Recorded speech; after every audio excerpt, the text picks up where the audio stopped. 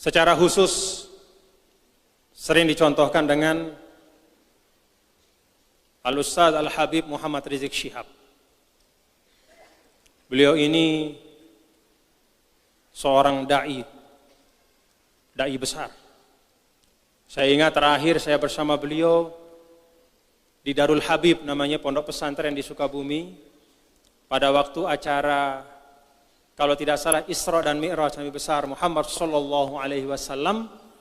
Itu Habib Naufal Al-Kaf, pimpinan pondok itu mengundang saya, dan kebetulan mengundang beliau juga ternyata. Dan kami baca kitab bergiliran. Saya baca kitab Manaqib salah seorang habaib. Lalu setelah saya baca, Habib Rizik menyambung dengan bacaan. Beliau seorang dai, tokoh.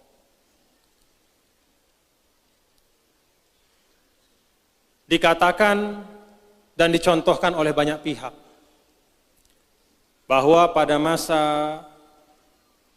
Bapak Jokowi ini ada kriminalisasi. Contohnya kepada Habib Rizik. Apa yang sebenarnya sekarang terjadi? Benar bahwa Habib Rizik pernah ditersangkakan, tapi kemudian di SP3-kan. Ada proses hukum, lalu SP3. SP3 itu artinya tidak masuk pengadilan, apalagi masuk penjara. SP3 itu stop prosesnya.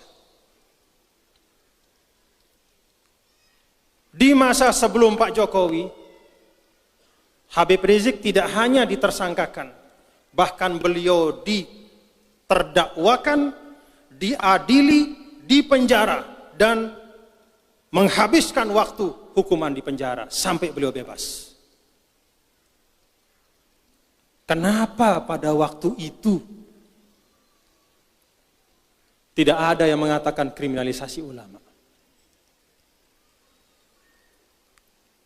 Apakah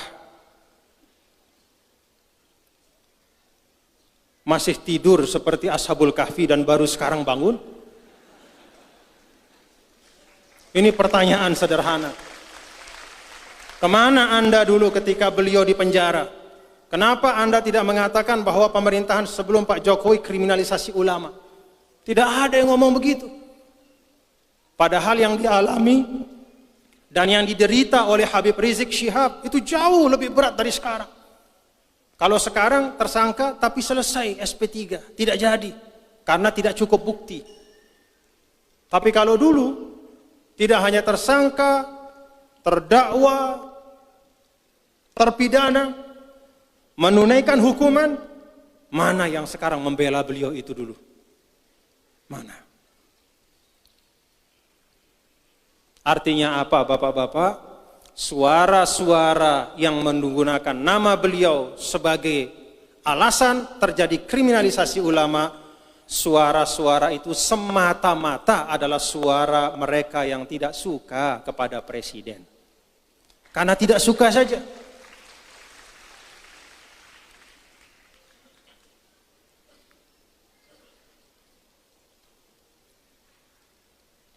Kalau memang betul ukurannya adalah apa yang menimpa beliau, justru beberapa tahun yang lalu jauh lebih berat. Tapi dulu tidak ada Pak Jokowi masalahnya. Dan tidak ada kepentingan politik. Oleh karena itu Bapak-bapak, Ibu-ibu, Saudara, terkait dengan isu-isu seperti ini, mari kita kembalikan kepada kenyataan. Apakah ada benar bahwa kita sebagai umat Islam ini tersulitkan di dalam mengamalkan Islam di Indonesia? Nih saya tanya, muslimat, ada merasa sulit? Lalu ngaji susah? Sembahyang susah? Apa Malik? Taik haji susah? Ya memang susah kalau taik haji, tapi susahnya bukan karena pemerintah bikin susah, tapi karena kuotanya terbatas.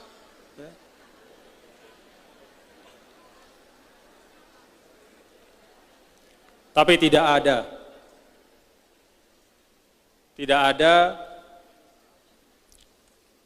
hal yang menunjukkan dengan nyata bahwa ada kriminalisasi atau ada upaya untuk meminggirkan umat Islam. Ini saya sampaikan Bapak-bapak, mengajak kita semua berpikir, apa yang kita baca di media sosial itu sebagian besarnya itu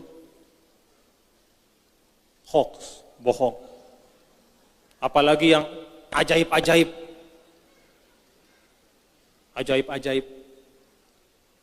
Ada katanya tiba-tiba surat suara sudah tercoblos, ternyata bohong.